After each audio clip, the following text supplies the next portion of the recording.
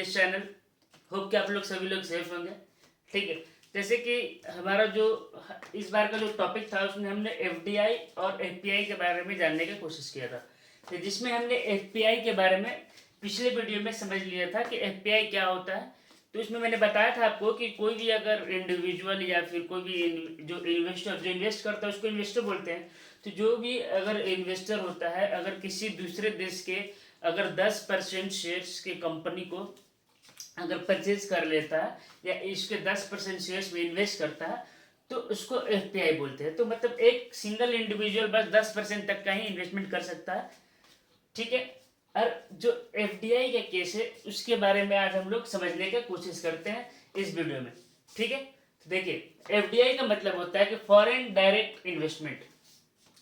Foreign direct investment का मतलब कि कोई भी इन्वेस्टर जब किसी दूसरे देश के उसके बिजनेस के जो डिसीजंस हैं, जो पॉलिसीज है, जो मैनेजमेंट है, अगर उसमें इन्वॉल्व होता है इन्वेस्टमेंट करके तो उसको हम बोलते हैं फॉरेन डायरेक्ट इन्वेस्टमेंट।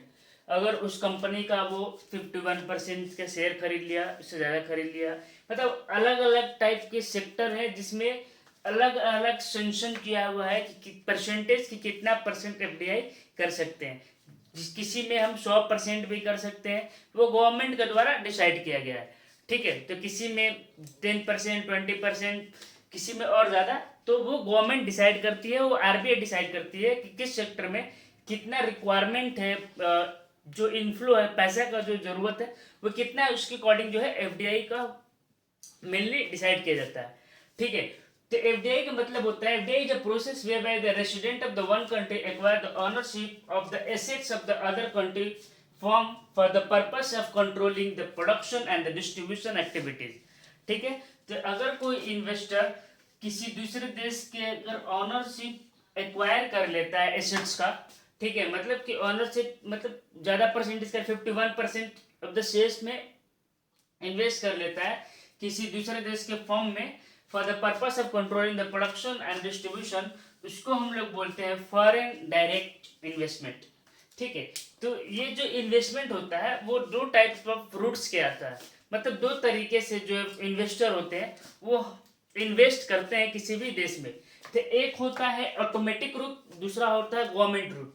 देखिए ऑटोमेटिक रूट से नाम से ही लग रहा है कि इसमें कोई भी किसी भी तरीके का रिस्ट्रिक्शन नहीं, किसी भी तरीके का परमिशन का जरूरत नहीं है। तो जो investment foreigner without any prior approval या परमिशन लिए बिना गवर्नमेंट का और आरबीआई का करता है उसको हम लोग बोलते हैं ऑटोमेटिक रूट। तो in the foreign entities in this foreign entity does not require any prior approval of the government or RBI, तो वैसे को हम लोग ऑटोमेटिक रूट के थ्रू इन्वेस्टमेंट या एफडीआई बोलेंगे। ठीक है, दूसरा जो होता है गवर्नमेंट रूट। तो गवर्नमेंट रूट का मतलब होता है कि हम गवर्नमेंट का अप्रूवल लेके या फिर जो आरबीआई का अप्रूवल लेके अगर कोई इन्वेस्टमेंट करते हैं तो उसको हम लोग बोलते हैं कि गवर्नमेंट रूट के थ्रू। ठीक है, उसमें भी दो तरीके से हम लोग कर सकते हैं। एक जो होता है डीपीआईआईटी, आपके नाम सुना होगा, इसमें the department for the promotion of industry and internal trade, जो ministry of commerce and industries के अंदर आता है। देखिए ये जो होता है ये जो एक तरीके से डिपार्टमेंट होता है जो टोटल इनफ्लो को पूरी तरीके से देखता है। ठीक है, और ये जो डीपीआईआईटी है वो इसका मेन काम ये भी है, वैसे जो एफडीआई वो सारा आरबीआई के अंदर आता है, वो आरबीआई सारा का सारा वो सुपरवाइज करता है, बट डीपीआईआईटी जो है अपॉर्चुनिटीज को देखता है कि कहाँ पे पॉसिबिलिटीज है ज़्यादा से ज़्यादा इन्वेस्टमेंट का जरूरत है या फिर हमारा देश कहाँ कर सकता है, इसके बारे में भी देखता है। ये डीपीआईआईटी जो है वो काम करता है। एक है फॉरेन इन्वेस्टमेंट फैसिलिटेशन पोर्टल, इसके थ्रू भी जो ये भी एक पोर्टल होता है। पोर्टल मतलब कि आप एक बनाया हुआ साइट जो ऑथराइज बस लोगों के लिए दिया जाता है, ये वेबसाइट की तरह नहीं होता है। ठीक है, वेबसाइट मतलब कोई भी यहाँ लॉगिन करके कर सकता है, बट पोर्टल एक समझ में आ गया आपको। तो इसके थ्रू भी जो इन्वेस्टर होते हैं वो इन्वेस्ट करते हैं। ठीक है, ये दोनों के थ्रू। ठीक है, अब जो कंपोनेंट्स है वो एफडीआई के बारे में समझते हैं कि एफडीआई जो होता है वो किस किस कंपोनेंट के थ्रू जो है वो बोलेंगे कि वो एफडीआई है।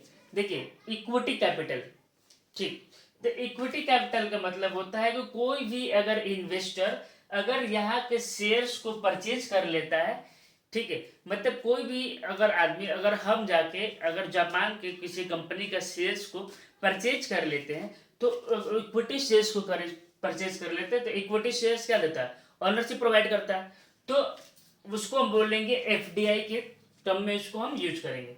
ठीक है, ये जो है कंपोनेंट्स के अंदर आते हैं। दूसरा जो है री इन्वेस्टमेंट अर्निंग।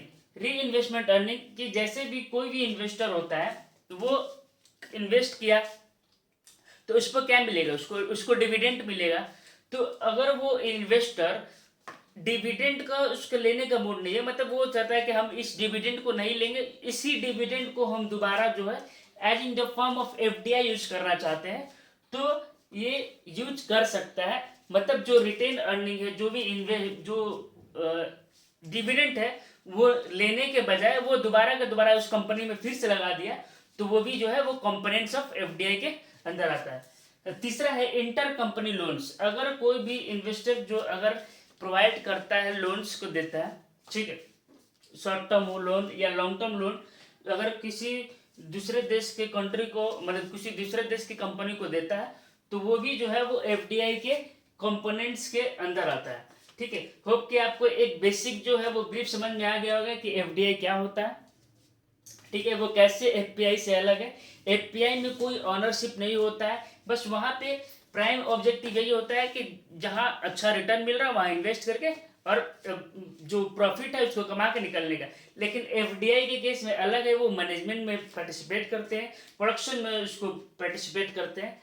ठीक है, और उनका मेन ऑब्जेक्टिव बस प्रॉफिट कमाना नहीं होता, वो किसी इकोनॉमी को स्टेबल करने में भी हेल्प करते हैं।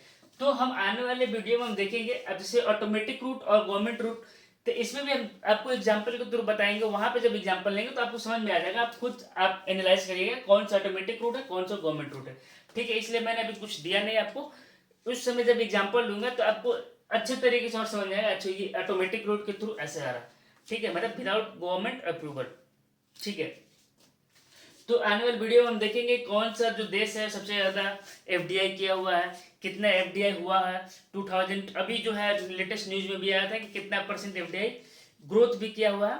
ठीक है, अप्रॉक्स 25.4% के आसपास जो प्रीवियस है उससे इंक्रीज किया हुआ।